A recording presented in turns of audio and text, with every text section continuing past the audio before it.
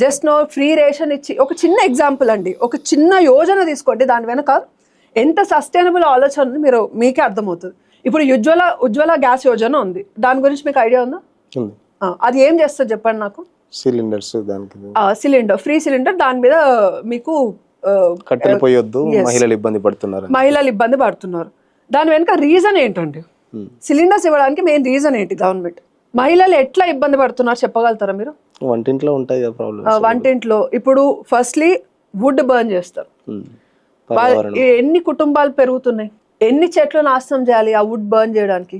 ఒక రోజు ఒక ఇంట్లో 4 భోజనం చేయాలంటే 3 పూట్ల ఎంత వుడ్ కాలుతుంది, దానివల్ల ఎన్ని చెట్లు నరికేయాల్సి వస్తుంది, వాతావరణం మీద ఎంత ఎఫెక్ట్ పడుతుంది, ఫస్ట్ రీజన్. సెకండ్, ఆ వుడ్ కాలేటప్పుడు అందులోంచి వచ్చే పొగ వల్ల లంగ్ క్యాన్సర్స్, స్కిన్ క్యాన్సర్స్ ఉమెన్కి ఎక్కువ అవుతున్నాయి, అండ్ వాళ్ళ హెల్త్ చాలా చాలా పాడైపోతుంది. That is the main reason. Women హెల్త్ని కూడా కన్సిడరేషన్లో పెట్టుకొని సిలిండర్స్ ఇస్తున్నారు.